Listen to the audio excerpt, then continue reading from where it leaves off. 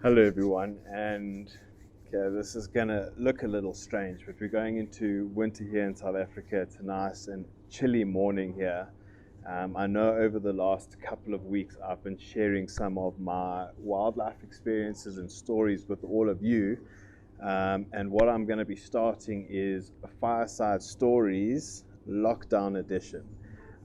So what I'm going to be doing is obviously sharing some of my stories still, but I'm going to get in touch with some of the other wild eye guides and get their stories or funny moments that they may have had when they were out in the bush. And we're just pretty much going to have a fireside discussion and obviously share it with all of you. So we've been a little bit creative here, but like I said, going into winter, need to keep warm.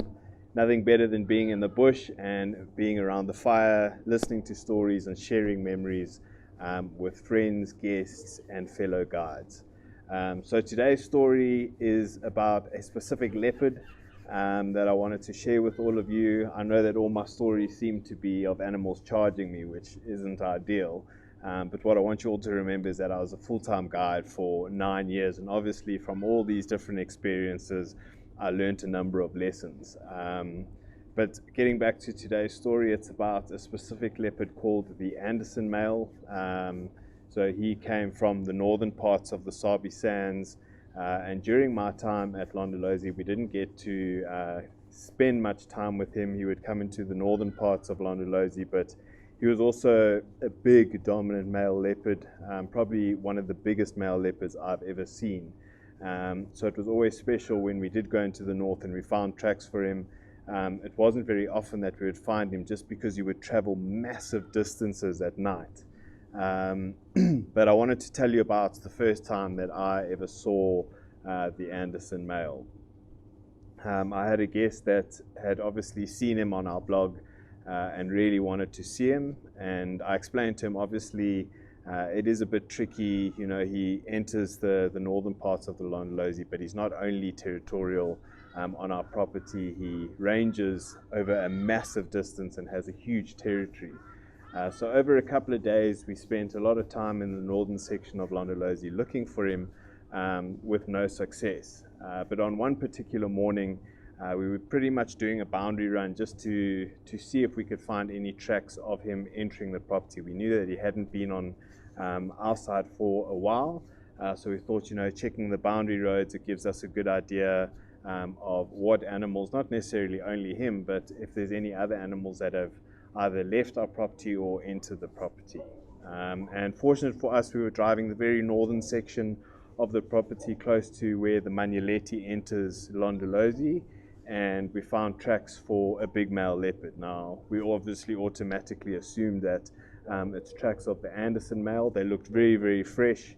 They were on top of all the vehicle tracks. They were also on top of all the nocturnal animals. There was a specific track that I remember that was on top of a small genet's tracks. So we knew that it was from sometime early in the morning, hopefully not too long before we got there. And we started the tracking process. So my tracker and I got off the vehicle, we started following the tracks, and we followed them for a very long time. They were going in and out of the Manuleti, in and out of the Manuleti. I would then return to the vehicle, fetch the guests, drive, meet up with my tracker, and then carry on the process, track. And you could see he was marking territory because he would go up against specific bushes and trees and scent mark, and the scent is very similar to butter popcorn, and this the scent was so strong while we were walking and following the tracks of this male leopard that we knew that we weren't too far behind him. And we got to a point in the Manuleti, and now it had been about an hour and a half or so of tracking, and we got to a certain point where there was quite a lot of reeds around us, and the tracks were going in and around the reeds, and my tracker and I were following them, walking through, and we got to a point where there was quite a big reed bed, and the tracks went into this reed bed, and my tracker and I were walking around. We checked the banks. We couldn't find any further tracks or signs of this male leopard. We went back to the last track. We could see it was a clear print in the sand going into into this reed bed, and we split up again. We walked around. We walked to the other side of the reed bed, and there was no sign. There were some older tracks of a male leopard, but they didn't look as fresh as the ones that we had. So we followed them for a little bit and eventually lost them. So we thought, okay, he must be somewhere there. By this time, we had driven around a little bit more, and we had come back in the hopes that maybe he had come out of this reed bed. And my tracker got off the vehicle again. I joined him, and we walked in. This is where I always tell you stories about tracking animals and how they've charged me. But we got back to the last tracks that we had, and we started following them again. And my tracker walked around to the other side of this reed bed, and I followed these tracks, and I got to the point in the reeds where there was almost a little animal path that was going through the reeds. And I stopped and I bent down, and I was on my haunches looking at the tracks, looking at them going in, and I looked along this path and I saw nothing, and suddenly, boom, he turned and he had come out on this path straight at me up until about 4 or 5 meters away, and then he turned and he went straight back into the reeds. So obviously he was lying just off this bank, and he had been lying there the whole time. Now, just to put it into perspective, this reed bed was relatively big.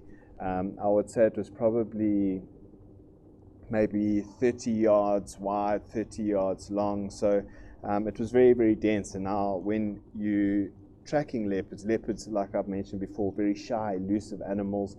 So when you do get close to them, they'll often hunker down and they lie flat if they don't run off or hear or see you before you see them, and they hope that you just move on by. So obviously what this leopard had done is he had heard us coming along, he had seen us following his tracks, and he had just hunkered down in this reed bed. We had gone, and he obviously then relaxed in the reed bed, and we then came back. And by me going down, I was really, really close to him at the time. I say a couple of meters away. And it surprised me like no other, because obviously the last thing I expected was this leopard to erupt out and come running at me, because we had no idea where he actually was. So yes, he burst out of the reeds, came running straight at me. Brrr, big noise. I obviously got the fright of my life. And he turned and he ran back into the reeds. My tracker and I obviously then knew that he was there, and we decided to leave. We got the car. We had coffee not too far. There was a bit of a lookout a couple of 100 meters away, and we stopped for coffee up there just to see if maybe he came out of the reed bed. We didn't see any activity. We wrapped up our coffee stop, and on our way down, we were driving down, and he had obviously had his rest, and he had relaxed.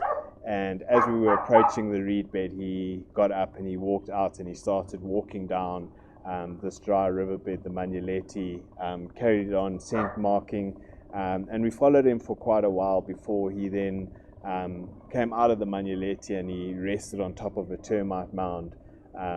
And we sat with him a little bit there before leaving him and heading back to the lodge. So yes, another exciting story, another animal that charged me. I know these stories aren't always going to be about animals charging me, but I hope that you enjoyed the first edition of the Fireside lockdown version. As I mentioned before, I'm going to get a number of the guides to chat to and get some of their wildlife stories or encounters and funny stories that they've had during their time as guides.